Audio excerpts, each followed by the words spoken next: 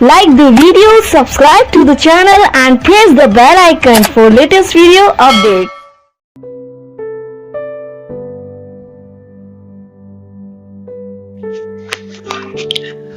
Hello student, तो आज हम पढ़ने वाले हैं। देखो, कल चैप्टर नंबर 3 में हम कहाँ तक टॉपिक कर चुके हैं। टॉपिक नंबर 9 तक विद्युत स्थिति ऊर्जा हमने इससे पिछली क्लास में टॉपिक पढ़ा था। तो आज जो पढ़ेंगे टॉपिक नंबर 10, किसी विद्युत क्षेत्र में विद्युत द्विध्रुव को घुमाने में किया गया कार्य, और टॉपिक नंबर 11, किसी विद्युत द्विध्रुव की स्थिति ऊर्जा। ठीक है, और ये क्या है, ये लास्ट टॉपिक होने वाला है। आज ये जो पार्ट होगा इस चैप्टर का वो लास्ट होगा, पार्ट नंबर 7। ठीक है, इसके बाद हम नेक्स्ट चैप्टर स्टार्ट करेंगे। और ये जो टॉपिक है, टॉपिक नंबर 10, आपको कराने से पहले मैं आपको बता दूं कि ये मोस्ट इंपोर्टेंट टॉपिक है दोनों ही। ठीक है, इनसे संबंधित न्यूमेरिकल भी आते हैं और ये टॉपिक खुद भी अपने आप में बहुत ही ज्यादा इंपॉर्टेंट है। ठीक है, तो इन्हें अच्छे से पढ़ना, अच्छे से समझना। तो चलिए स्टार्ट करते हैं टॉपिक नंबर 10। टॉपिक नंबर 10 जैसा कि लिखा हुआ, किसी विद्युत द्विध्रुव को विद्युत क्षेत्र में घुमाने में किया गया कार्य। हमें क्या ज्ञात करना है इसमें, हमें किसी विद्युत द्विध्रुव को जब विद्युत क्षेत्र में घुमाते हैं तो उसमें कितना कार्य करना पड़ता है, ये चीज हमें ज्ञात करनी है। ठीक है, उसका व्यंजक ज्ञात करना है। इसका व्यंजक ज्ञात करने के लिए आता है डेरिवेशन के रूप में। तो सबसे पहले तो मैं आपको थ्योरिकल बता देता हूं, उसके बाद मैनुअली समझाऊंगा। तो देखो, माना कोई द्विध्रुव AB किसी विद्युत क्षेत्र में रखा हुआ है, जिसकी तीव्रता जो है वो कैपिटल E है, और यह द्विध्रुव विद्युत क्षेत्र से थीटा कोण बनाते हुए रखा गया है। तब विद्युत द्विध्रुव पर लगने वाला बलागुण। अभी आप यहाँ पे चित्र देख रहे होंगे, इसमें क्या लिया हमने, एक द्विध्रुव ले लिया। हमने द्विध्रुव लिया, यहाँ पर आप देख रहे हो -Q और +Q, ये वाला द्विध्रुव, और इसका जो स्टार्टिंग का कोण है वो थीटा मान लेते हैं कि ये अक्ष से, मतलब जो स्टार्टिंग में इसकी अक्ष थी उससे क्या है, जो विद्युत क्षेत्र की अक्ष है, अर्थात विद्युत क्षेत्र इधर को लगा हुआ है, आपको दिखाई दे रहा होगा, उससे क्या है, थीटा कोण बनाते हुए रखा गया है। ठीक है, तो अभी यहाँ पर विद्युत क्षेत्र से कोण बनाते हुए रखा गया है, तब विद्युत द्विध्रुव पर लगने वाला बलागुण हम क्या ज्ञात करेंगे, विद्युत द्विध्रुव पर लगने वाला बलागुण ज्ञात करेंगे। लगने वाला बलागुण तो टो बराबर हो जाएगा PE sin थीटा। अब ये बलागुण जो है, इस बलागुण का व्यंजक हम पिछले चैप्टर विद्युत क्षेत्र वाले चैप्टर में, बोर्स-कीपर वाले चैप्टर में हम इसे सिद्ध कर चुके हैं। ठीक है, tau equal to PE sin theta होता है, जहां पर P तो होता है विद्युत द्विध्रुव का आघूर्ण, E होता है विद्युत क्षेत्र की तीव्रता, और sin थीटा कोण होता है। ठीक है, तो ये चीज हम पहले सिद्ध कर चुके, तो इसे मान लेंगे इक्वेशन नंबर 1। अब इसके बाद, तब द्विध्रुव को d थीटा कोण घुमाने पर किया गया कार्य। तब द्विध्रुव को d थीटा कोण पर घुमाने में किया गया कार्य है, यानी कि अगर इस द्विध्रुव को d थीटा कोण पर घुमाया जाएगा तो उसमें कितना काम होगा, उसमें होगा dw equal to tau d theta. ठीक है, टो d थीटा भी कैसे होगा, मतलब आप समझोगे कि ये सर कैसे आपने डायरेक्ट लिख दिया dw, ये तो अभी तक हमें पढ़ाया भी नहीं गया, dw equal to tau d theta कैसे आया। ठीक है, तो उसमें समझा देता हूं, लेकिन आपको यहाँ पे ये जो लाइन यूज करनी है, तब द्विध्रुव को d थीटा कोण पर घुमाने में किया गया कार्य, dw equal to tau d theta direct use करनी है। ठीक है, अब ये आया कैसे, वो चीज आपको इस चित्र से समझ में आएगी। तो इस चित्र को ध्यान से देखो, इसमें क्या कर लेते हैं हम, जो ये नीली लाइन नजर आ रही होगी आपको, ये वाली नीली लाइन, इस नीली लाइन को हम द्विध्रुव मान लेते हैं। ठीक है, ये द्विध्रुव जो था वो पहली कंडीशन इसकी यहाँ पर ये वाली थी, तो इसे यहाँ से घुमाकर यहाँ पर कर दिया गया इस तरह से। ठीक है, यानी कि इसे थीटा एंगल पे घुमा दिया गया। अभी आप यहाँ पर देख रहे हो, यहाँ से यहाँ तक की दूरी कितनी है, इसकी R है। ये क्या है, R है इसके सेंटर पॉइंट से, जो कि वहां पर L होती है द्विध्रुव की सेंटर पॉइंट से के आवेश तक की दूरी। यहाँ पर हमने त्रिज्या के रूप में माना हुआ है R। उसके बाद इधर की भी दूरी कितनी हो जाएगी, इधर से भी R हो जाएगी। ठीक है, थीटा। अब हम क्या करते हैं, अगर ये किसी भी विद्युत क्षेत्र में रखा हुआ है तो इस पर एक बलागुण काम करता है। बलागुण जिसकी दिशा आप इसे F से देख रहे होंगे, यहाँ पर ऐसे ऊपर की ओर इस साइड को काम करता है, लंबवत दिशा में काम करता है ऊपर की ओर बलागुण, जो इसे द्विध्रुव को ऐसे घुमाने की प्रवृत्ति रखता है। ठीक है, अगर ये यहाँ जाता है फिर इस तरफ को लगेगा, यहाँ जाएगा तो इस तरफ को लगेगा, यहाँ जाएगा इस तरफ को, यहाँ पे इस तरफ को, इस तरह से। ठीक, अभी यहाँ से लेकर यहाँ तक की दूरी हम इसका चाप मान लेते हैं, वो x है। ये सारी चीज हमने मान ली। अब देखो, हमें कार्य निकालना था, हमें क्या निकालना था, कार्य। इस द्विध्रुव को घुमाने में किया गया कार्य निकालना। तो कार्य निकालने के लिए कार्य का सिंपल फॉर्मूला होता है W बराबर F इंटू R। कार्य का फॉर्मूला क्या होता है, W equal to F into R होता है। ठीक है, अब वो टो d थीटा कैसा है वो मैं आपको समझा देता हूँ। यहाँ पर F into R, sorry F R तो यहाँ पे त्रिज्या है, तो हम यहाँ पर F इंटू X लेंगे, इसे W इक्वल टू लेंगे f इंटू एक्स, क्योंकि हमने विस्थापन जो है वो x मानना हुआ है। यहाँ पर कार्य बराबर होता है बल गुना विस्थापन, x मान लिया। अभी क्या करें, मैं अपने पास से इसको r से मल्टीप्लाई कर रहा हूँ, r से मल्टीप्लाई कर रहा हूँ, r से ही डिवाइड कर रहा हूँ। यानी कि हमने क्या किया, यहाँ पर w बराबर f इंटू x लिया, इसको f को तो r से डिवाइड कर दिया और x को r से मल्टीप्लाई, बाकी आने वाला क्या है, r से r कट जाएगा, वही वैल्यू आ जाएगी, कोई चेंज नहीं करा हमने। अब f इंटू r किसके बराबर होता है, f into r, f into r अगर एक द्विध्रुव देखा जाए, ठीक है, एक द्विध्रुव की बात हो जहां पर उसे एक वृत्त में वो चक्कर लगा रहा है, तो द्विध्रुव में उस पर लगने वाला बल और लंबवत बल इंटू उसकी लंबवत दूरी यानी कि r, तो ये तो होता है टो के बराबर, तो यहाँ पर ले लिया टो बलाघूर्ण के बराबर। और x अपॉन r किसके बराबर होता है, x जहां पर आप चाप मान सकते हो, चाप की दूरी r त्रिज्या, तो चाप बटे त्रिज्या किसका सूत्र है, ये है कोण का सूत्र, तो ये यहाँ पर आ जाएगा थीटा, यानी कि टो थीटा। w बराबर किसके आ जाएगा, टो थीटा के आ जाएगा। अब अगर हमने ये तो कंप्लीट कार्य ले लिया किसी भी कंडीशन में, w बराबर टो थीटा, लेकिन अगर हमें अल्प अवस्था में लेना हो, एक छोटी मात्रा में लेना हो, तो इधर जैसे कि यहाँ पर आपको दिख रहा है, यहाँ पर क्या ले लिया हमने, dw equal to tau D theta ले लिया, क्योंकि ये अल्प मात्रा में लिया गया, छोटा सा कार्य लिया गया, तो इसलिए इधर dw ले लिया और इधर थीटा को भी छोटा ले लिया, यानी कि डी थीटा ले लिया। तो आप समझ गए होंगे कि ये कैसे आया।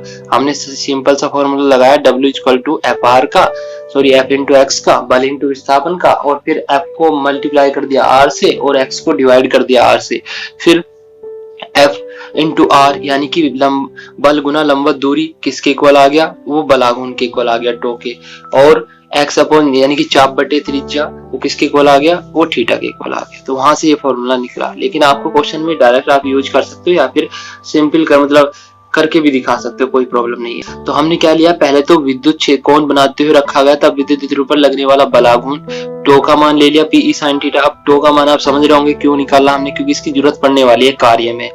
अभी जब द्विध्रुव को डी थीटा कोण पर घुमाने में किया गया कार्य, D W equal to tau theta, tau D theta हो जाएगा। अब टो का मान हमें यहाँ पे रखना पड़ेगा, लेकिन उससे बाद में रखेंगे। सबसे पहले ये तो एक छोटा सा कार्य है, हमें निकालना क्या है, हमें निकालना है इस द्विध्रुव को, जब इसका क्या था, इस द्विध्रुव का कोण यहाँ पे थीटा 1 था, इसे थीटा 1 से थीटा 2 तक घुमा दिया गया, ठीक है, यहाँ से इसे यहाँ तक घुमाया गया कंप्लीट। तो इसमें कितना कार्य किया गया वो चीज हमें निकालनी है। तो उसके लिए यदि द्विध्रुव को थीटा 1 से थीटा 2 कोण पर घुमाया जाए, तब W equal to theta 1 theta 2 समाकलन हो जाएगा dw का। इस छोटे से पार्ट का हम क्या कर देंगे, थीटा 1 से थीटा 2 तक समाकलित कर देंगे, निश्चित समाकलन, जिससे कि थीटा 1 से थीटा 2 के बीच की जो लिमिट है उसमें जो किया गया कार्य है वो निकल जाएगा।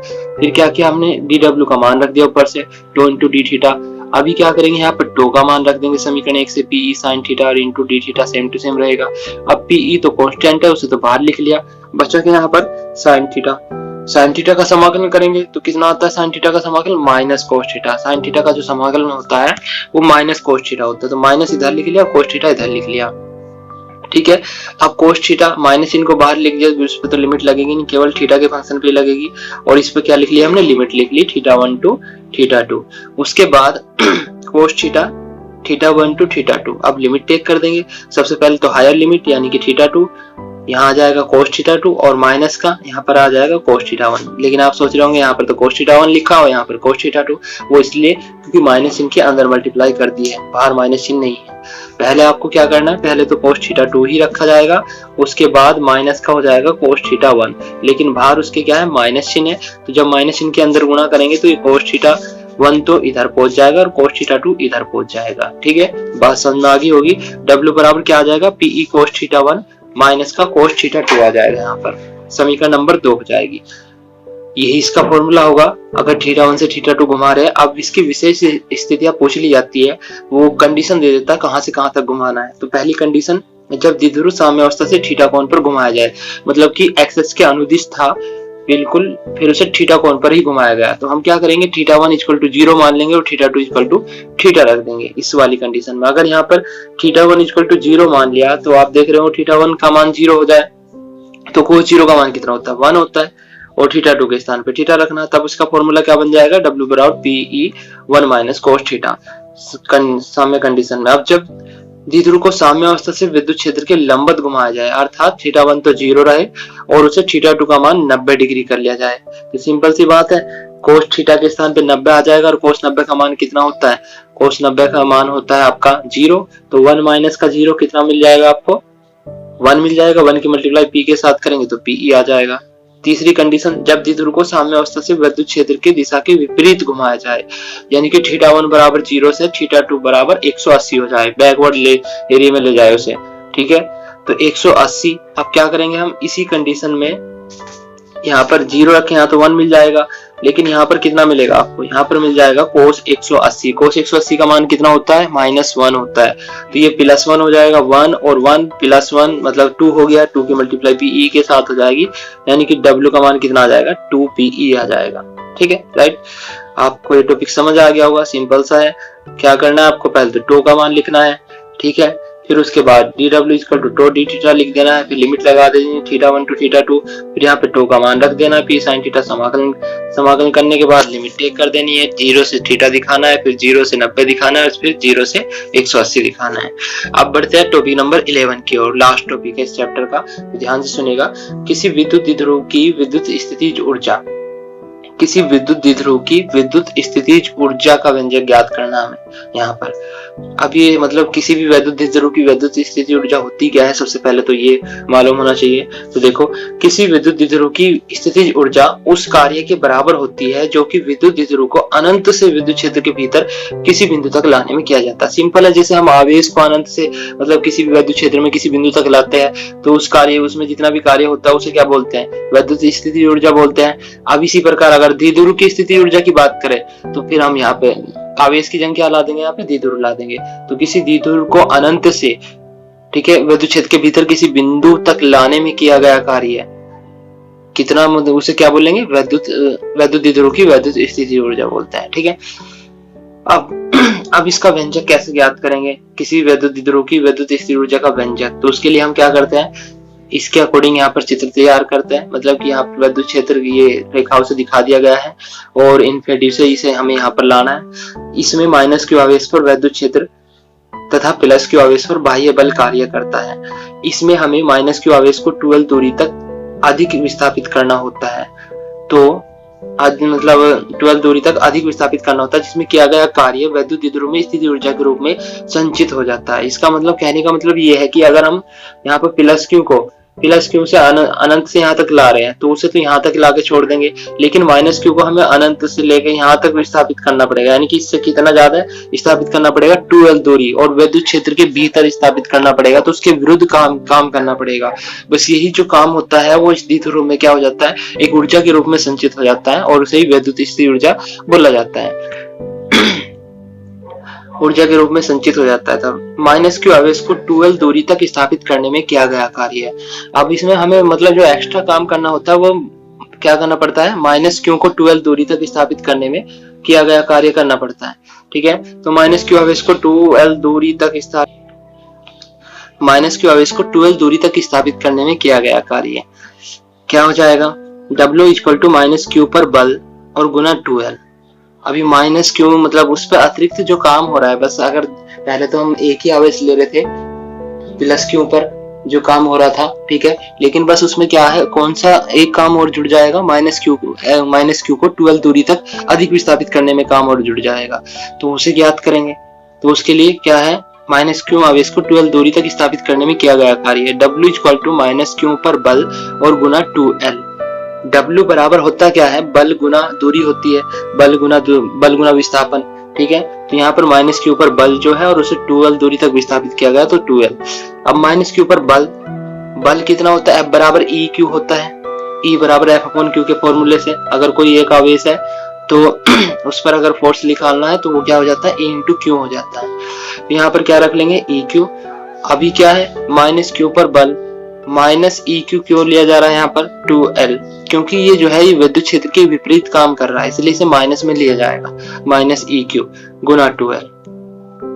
अब W बराबर कितना, देखो यहाँ पर अभी से इसके साथ क्या करेंगे, 2QL को एक साथ ले लेंगे। 2QL बराबर किसके हो जाता है, वैद्युत द्विध्रुव का आघूर्ण हो जाता है, यानी कि P। बस हमने क्या कर दिया, यहाँ पे P रख दिया और E ऐसा कैसे।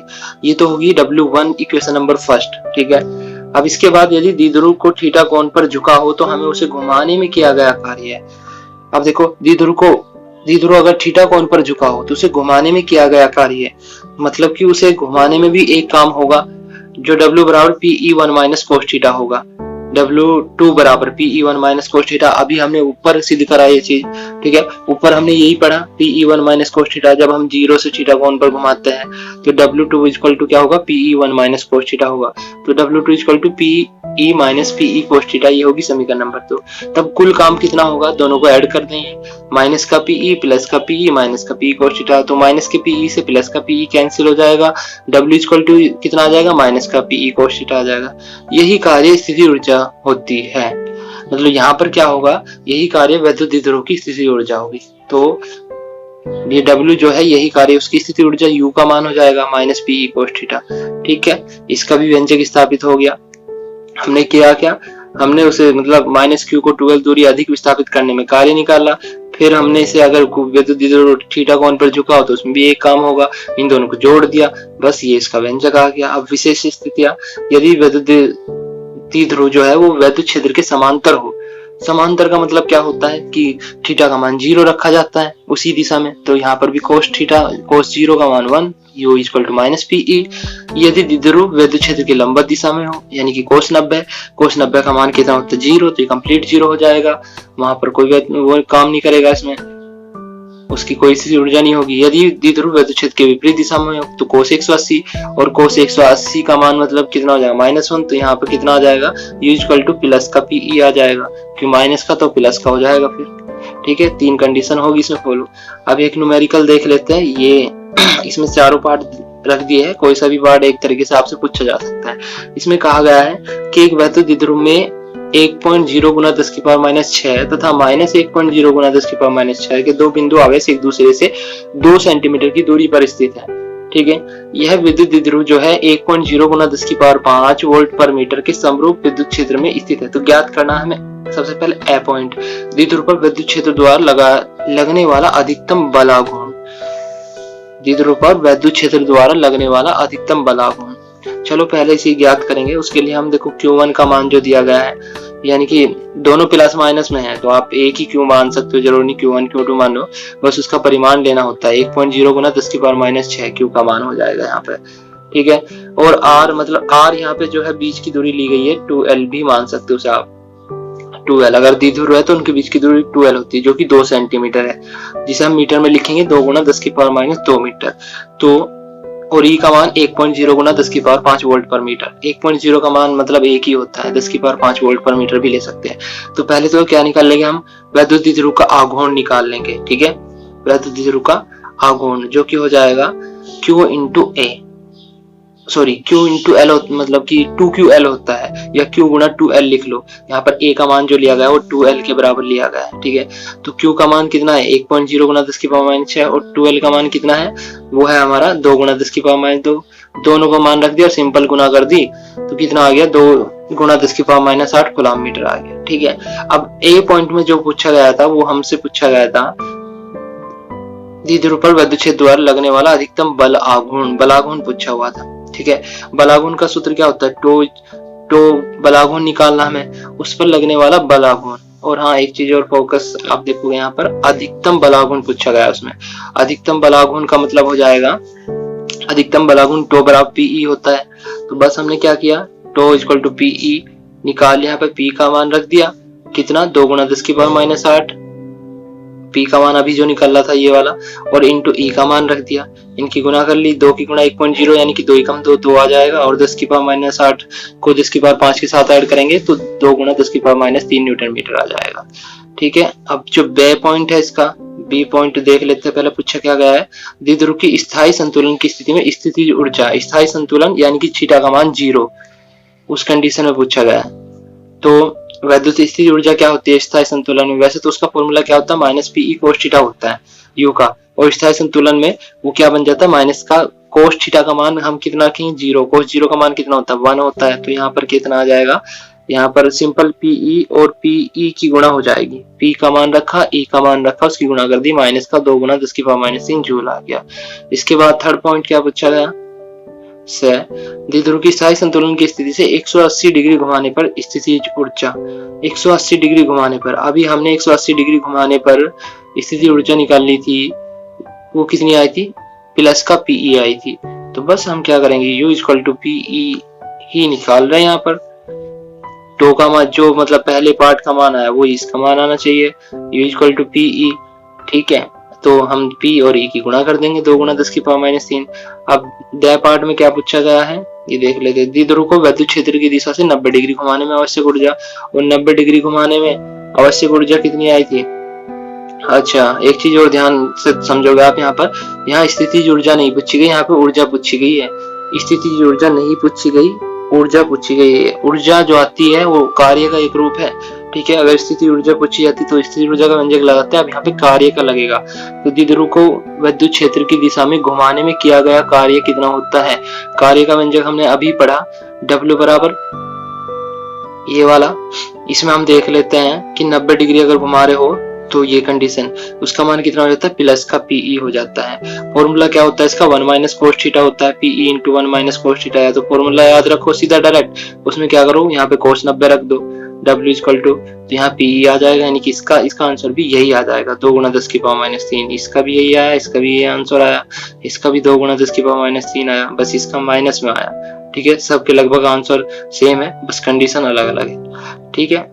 तो ये चैप्टर आज यहीं पे कंप्लीट होता है। तो आज की वीडियो में बस इतना ही। आशा करता हूँ कि आपके समझ आ चुका होगा जो भी समझाया। अगर नहीं समझ में आया तो इस वीडियो को दोबारा से देख लेना, और जहाँ पे भी आपको समझ नहीं आता, जो भी पॉइंट मैंने मान लिया स्पीड से बोल दिया, तो वहां पे आप वीडियो को प्यूज कर लिया करो, ठीक है। रिवर्स करके दोबारा से देख लिया करो उस पॉइंट को, तो अच्छे समझ आ जाएगा। आपके हाथ में मोबाइल होता है, आप किसी भी कंडीशन आगे पीछे करके आराम से देख सकते हो। एक बात को आप कई बार सुन सकते हो, तो अगर एक बार समझ में नहीं आता उसे 2-3 बार सुना करो तो समझ आसानी से आ जाएगा, ठीक है। बस आज के लिए इतना ही, बाकी मिलते हैं नेक्स्ट वीडियो में नेक्स्ट चैप्टर के साथ। Okay, good bye.